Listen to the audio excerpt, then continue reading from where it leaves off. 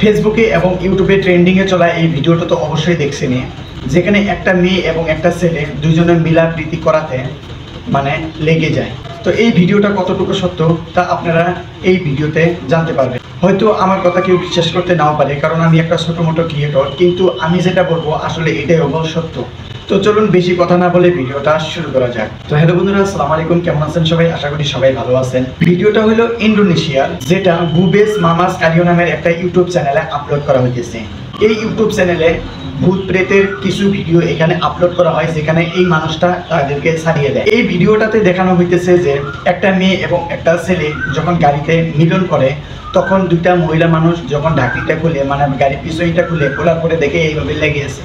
ছেলে এবং মেয়েটা বহুত কান্নাকাটি করার পরে দুই মহিলা আসে এবং তাদেরকে রুমে নিয়ে যায়। রুমে নিয়ে যাওয়ার পরে এই যে ইউটিউব চ্যানেলের যেটা মানুষটা আছে, ওই মানুষটা ওদের ওইখানে যায়। যাওয়ার পরে ওদের দুজনকে যে মিলন আছে ওইটা ছাড়ানোর জন্য যায়। বহুত চেষ্টা করে ওদের দুজনকে ছাড়িয়ে দেওয়ার জন্য, কিন্তু অসফল হয়ে যায়, কারণ এইভাবে মিলন হওয়াতে ছাড়ানোটা অসম্ভব। কারণ আপনারা তো কম বেশি সবাই দেখছেন, কুত্তা এবং কুত্তাই লাগালাগি যখন হয়। আমি এইভাবে কথা বলতেছি কেন জানেন? কারণ এখন বর্তমান কোনো বাচ্চা ছোট নাই, সবাই বুঝে।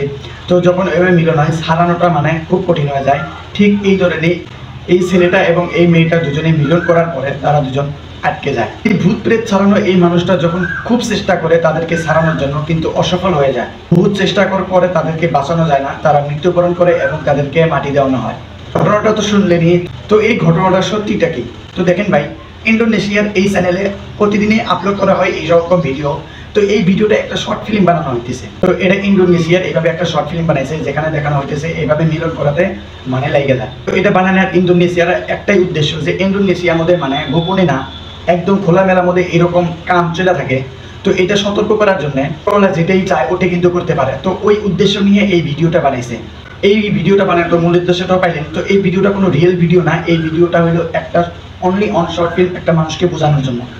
তো ইন্দোনেশিয়ায় এই শর্ট ফিল্মটা বানানোর উদ্দেশ্য ছিল এইটাই। এটা ভেবে নিন না যে ইন্দোনেশিয়ায় এই ঘটনাটা চলে গেছে বা চলবো, ভবিষ্যতে যদি চলে এইভাবে যদি হয়ে থাকে, তো দেখেন ভারত কোন, বাংলাদেশ কোন, পাকিস্তান কোন, যে জায়গা থেকে কোন, এশিয়া মহাদেশের ভিতরে যে কোনো দেশের কথাই কোন, এই ভিডিওটা রিয়েল হইতেও পারে, যে কোনো একটা দেশে হইতেও পারে এবং কি হওয়ার সম্ভাবনা আছে। তো ভাই চলেন সবাই ভালো হয়ে যায়, এইসব কামের থেকে আমরা বিরত থাকি। এই শর্ট ফিল্মটা কখন সত্য হয়ে যাবো কেউ বলতে পারবে না। আশা করি আমি যে কথাটা বললাম এই কথাটা আপনারা মানে বুঝা পাইছেন। তো আজকের ভিডিওটা এই পর্যন্ত শেষ করতেছি। Tata, bye bye, see you, আবার দেখা হবে। খুদা হাফিজ।